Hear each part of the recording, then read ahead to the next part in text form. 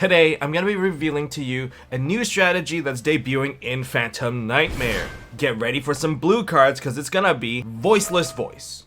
Hey guys, this is Tom Box, and if you know me, I love competitive ritual decks. Necros, Drytrons, if it's competitive in ritual, I will play it, so this is likely going to fall into that category.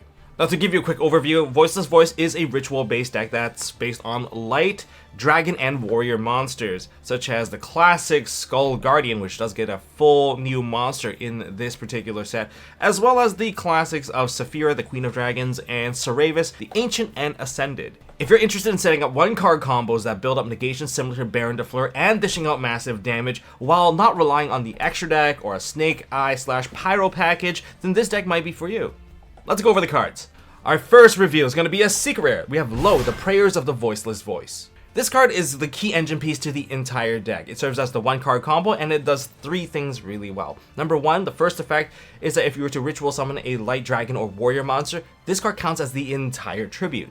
Alright, so once you tribute this card, it hits the graveyard. The ritual monster that's a warrior or dragon gets summoned onto the field. Now it comes with a trigger in the graveyard. Whenever that happens, you get to special summon this card out of the graveyard. So automatically when you perform the ritual summon using this card, likely you're going to follow it with a second chain where this Lo is going to summon onto the field. Alright, that's pretty awesome. And then it comes with a summon trigger that gives you another card where on the normal or special summon of this card, you can place one Voiceless Voice continuous spell or trap card from your deck to your field face up into your spell and trap zone. So it sets a barrier which would provide you with additional cards and protection, or it sets you up with Radiance which would allow you to destroy cards and you can access that immediately, or it can get you another special summon straight from the deck. So there's a lot of options here, but I'll go over those cards in a second. But regarding Lo, there's more to this card because it is a light fairy, and there's one card that we have to keep in mind that already synergizes quite well with rituals.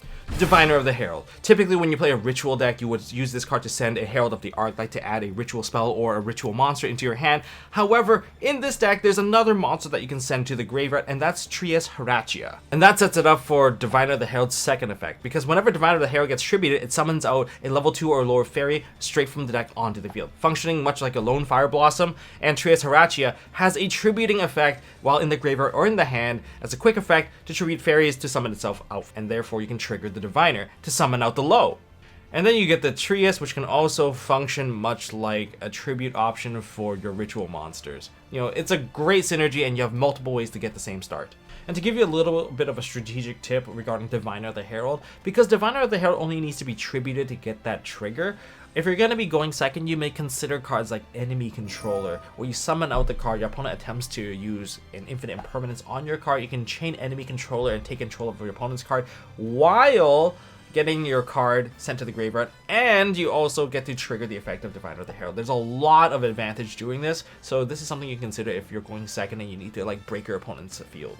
The next card we're looking at is an ultra rare. We have Saphira, the Dragon Queen of the Voiceless Voice. This is an essential piece to the deck as it functions as the easy way to search for a ritual monster and performing a ritual summon all in one card. So what does she do? So you get to discard this card and you send a ritual spell from your deck to the graveyard, and you get to add a light dragon or warrior ritual monster from the deck. Alright, that seems simple enough.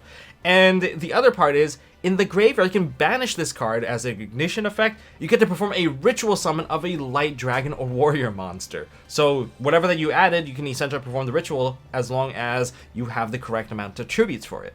So it's very simple. And to kind of wind back to Lo, Lo can get the continuous spell. The continuous spell can get Saphira, and Saphira can get your ritual, and you can see how everything kind of lines up because Lo already got that one card set up. But the combo doesn't necessarily have to rely on Lo. You can start with Saphira and other cards and still get to the same end board setup. Finally, we have the last effect monster in this lineup. We have Saravis, the Dragon Sage of the Voiceless Voice. You're eventually going to summon out this monster anyway, either through Radiance of the Voiceless Voice or through its own summoning condition of shuffling back 2 spell cards from the graveyard into the deck, and one of them has to be a ritual spell. Doesn't start a chain, so that's good. And so what does this card do exactly, aside from having a pretty beefy stat line? When your opponent activates a card or effect, you can activate this card, return it to the hand, and summon out a light dragon or warrior ritual monsters from your hand or deck. But you have to shuffle that card back into the deck during the next end phase. That's fine. You can use this card, return it to the hand, and then summon out the original Saravis, the Ancient and Ascended, and use that as a disruption against your opponent. And if your opponent attempts to special summon, by attempting special summon, a special summon that does not start a chain, you get to return that Saravis from the field into your hand, negate the summon, and banish that monster. And remember that Saravis in the hand also has an effect, the ritual one, where if your opponent attempts to target your monster, you can negate it by discarding it or sending it to the graveyard. So this card functions as one of the ways to disrupt your opponent as well as recover resources. Putting back the ritual spell is going to be important so that you can keep on cycling your Saphira, the Dragon Queen of the Voiceless Voice, so you can keep that cycle going, keep on summoning your ritual monsters. Finally, in the spotlight, we have the boss monster, the ultra rare Skull Guardian, Protector of the Voiceless Voice. It's a level 7 light ritual warrior monster, and it has a lot to offer. This card essentially functions as the negate as well as cycling your cards and the big damage that this deck can offer. So what's the big damage? It looks like it has 2050 attack. That's right, 50. Well, it gains another 2050 attack if you have low on the field or in the graveyard. So that pushes it to 4,100, which is nothing to laugh about. It is very strong, and even put Obelisk on run for its money. Now, when it comes to the effects, if you ritual summon out this card, you get to add one Voiceless Voice monster or a ritual monster that's either a warrior or a dragon. So because you can add a Voiceless Voice monster, you can add Low, you can add Saphira, you can add Saravis. There's a lot that you can add into your hand to kind of keep your strategy and keep pushing the aggression. Now, on the other hand, when your opponent attempts to activate a card or effect while you control Low, you can negate the activation and destroy that card. Essentially, it has an effect very similar to Baron de Fleur, except this is once per turn. So if you can protect your own cards during your own turn, and then during your opponent's turn, you can negate one of their cards, this card is just going to keep the oppression on so that your opponent cannot execute their strategy. Now, because this card is a ritual monster, our Herald of the Arclight will be able to search this card into your hand. Preparation of Right, because this card is also a level 7, is also searchable, but additionally, you can even use pre-preparation of rights to search this card as well, because Prayers of the Voiceless Voice mentions it by name. And speaking of which, let's look into the spell. Prayers of the Voiceless Voice.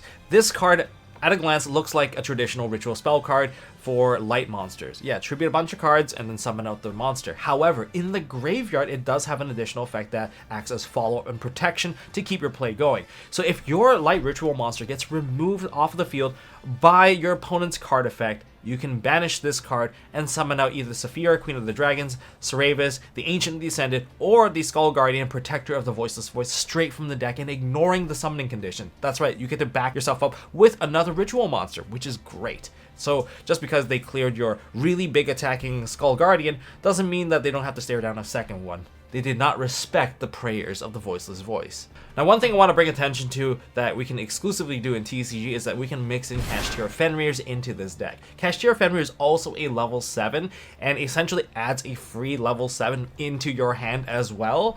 A final spell card, and one of the most important ones, we have Barrier of the Voiceless Voice. Now, this card does multiple things. First of all, it protects your cards in the sense that if you have low and a ritual monster, a light ritual monster, your opponent cannot target your light monsters with card effects and can only select ritual monsters for attacks. So that's pretty important. But during the main phase, you can add one Voiceless Voice card or a Skull Guardian ritual monster from your deck to your hand. And that's why this card is really, really good, because as long as you can keep this card on the field, you will be able to just keep on adding resources back and keep your stuff protected. And you can have more than one on the field at a time, so if your opponent decides to clear one out, at least you can maintain the protection by having a second one, which is why summoning low is so important. And finally, the trap card, Radiance of the Voiceless Voice. We've been talking about this card the entire time. It's got really cool artwork with both Saravis and Saphira in there. So it has two effects. One is to shuffle a light ritual dragon or warrior, or a ritual spell from your hand or graveyard into the deck. You can add to your hand or special summon a Voiceless Voice monster. If it's a ritual monster, you're going to have to add it to your hand. But if it's like Saravis, the Dragon Sage, you can just summon it straight onto the field. Or even Low, you can summon it low straight onto the field, which is great. Now, on the other hand, you can use this card for destruction. We mentioned this really early at the beginning when we were talking about Low, where you can target cards your opponent controls up to the number of light ritual monsters you control, destroy this card, and as many of those targeted cards as possible, which is really, really good. You don't destroy your own light rituals, you're only destroying the trap card. So you can use this as a form of disruption against your opponent if you manage to successfully put Low onto the field. And that's it for this reveal. If you were expecting more secret rares, sorry to disappoint. There's only got that one secret rare low for you. But if you guys enjoyed this video, make sure you guys hit that thumbs up button, hit subscribe, ding that notification bell, and I'll see you all in the next one.